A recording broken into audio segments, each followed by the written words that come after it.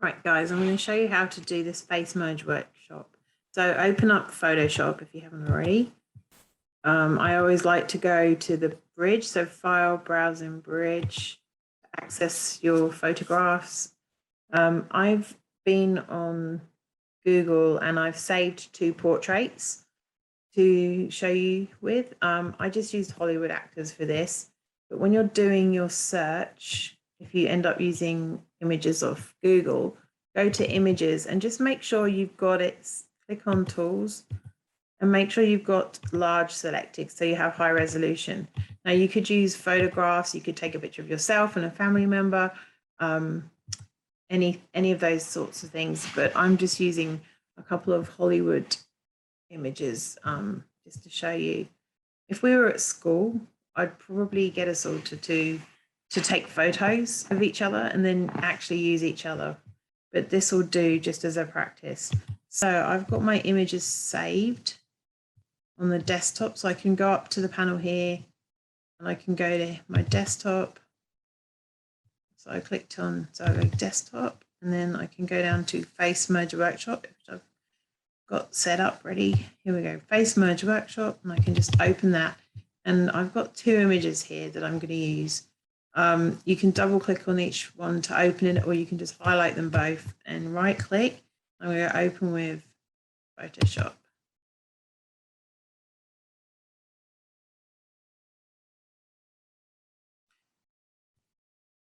I'm going to use one as my background, and then I'm going to actually take the features from the other one and put them into the new one. So I'm going to take the Bradley Cooper image and put some of his features into the DiCaprio image. So to do that, I'm going to start by creating a new layer on the Leonardo DiCaprio image. So down in the layer palette, bottom right hand corner, just click plus.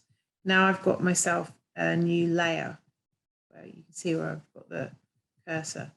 So that's all ready to go. Now I'm going to pull the the Bradley Cooper image down so I can see it, and they're side by side. Now they're similar in size. You want to get the resolution of the images similar. That way, when you put the features across, they're not going to be completely different sizes. That makes it a bit easier. So the first way I'm going to show you is actually a tool that we've not really used much before, and it's kind of fun to use. It's called the clone stamp. So on the left-hand side layer palette, tools palette here, clone stamp tool. You press S as a shortcut, and then there you go, clone stamp. Now the good thing about this is you can transfer stuff from another image into another image. So I'm going to use the bracket keys just to make this a bit bigger. And now I'm going to put it to the, so to select the area, you have to hold down Alt, and then this comes up. I'm actually going to try putting one of the eyes across. I'm going to put it right in the center of the eye, and I'm going to left click to select. Now I've got my image selected. I can click onto this image. So I'm just clicking up the top here to select it. And can you see how the eye is going to transfer across? I can see that the Bradley Cooper image is actually higher resolution than the DiCaprio one. But that's okay because I can change that. So I've put his eye across and you can see it's a bit too big. Now, the other thing I need to tell you is when you right click, you can lower the hardness. You want the hardness right down so you have a soft edge and it's more of a natural effect. So now I've done that, I can change the size of it. So if I click Control T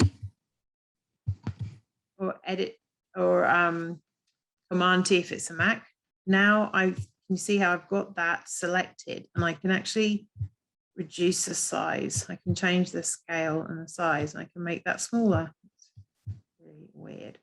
And just line it up properly.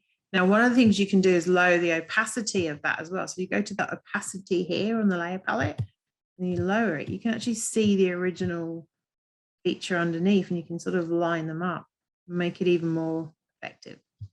And then when I'm happy with the opacity, I can turn it back up. Now I'm happy with that. I can just press enter and it's there. There it is. Now that looks really weird. So I'm going to do the other eye. So I'm going to use the clone stamp again because I like that. But I'm not going to put the other eye on this same layer because otherwise you can't edit them separately or move them around separately. So back to the layer palette. I'm going to add another layer. So I've got another layer now. So now I'm going to take my sample again, this time on the right-hand eye. I'm going to select the clone stamp again because it's fun to do. I could cut it out with the lasso tool, but I'm going to use the clone stamp because I just think it's cool. I like using it. So again, I'm going to hold down Alt. Hang on.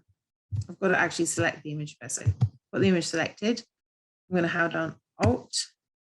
And then this comes up right in the center, right on the eye there. Left click to select.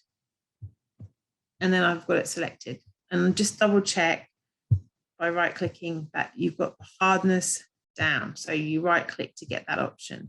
The option is also up here. And that's going to, so if the hardness isn't down, if it's up, then you're going to have a harder edge and you can see that there. But when it's down, you have a softer edge and it looks more natural. So now I've done that. I'm going to go to this portrait, click on it. And there you go. I'm going to draw that eye on and the eyebrow, I think. And that's as much as I'm going to do. And now I'm going to change the size of this again.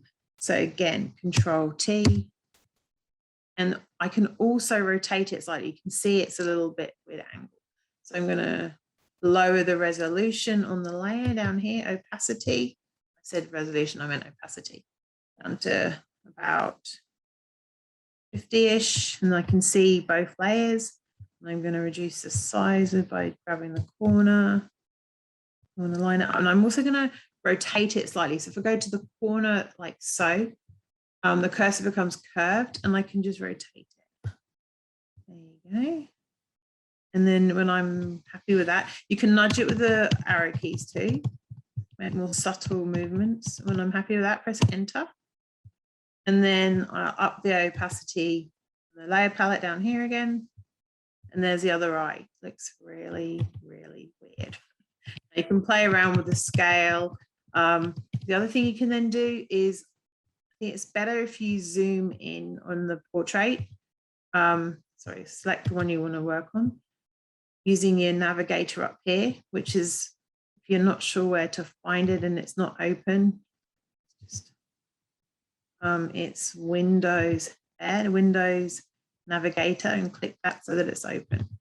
And I'm just going to make it, I'm going to zoom in because it's better to be zoomed in close when you're working on stuff like this. Now, if I wanted to remove parts of the layer, now they're on separate layers. So if I show you down here, that image selected, you've got the visibility toggle there and there. You can do that.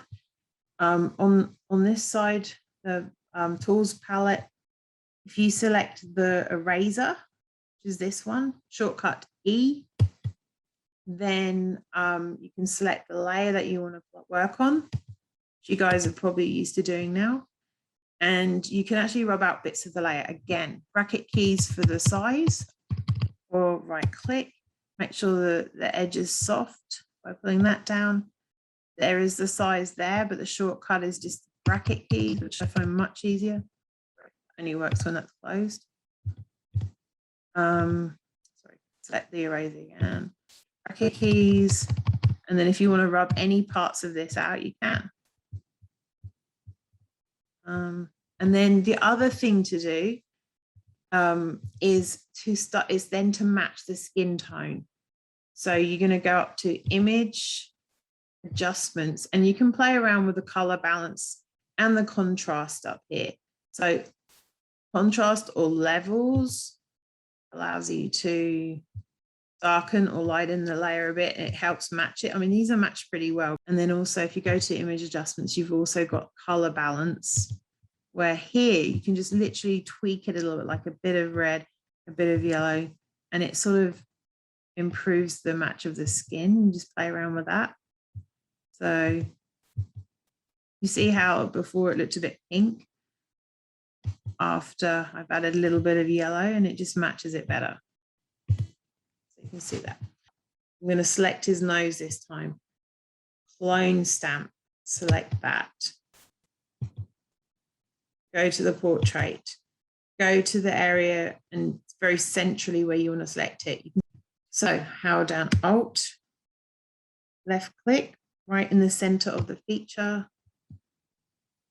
Bring it across to this layer, this image. Add a layer, a separate layer by going down here to plus here.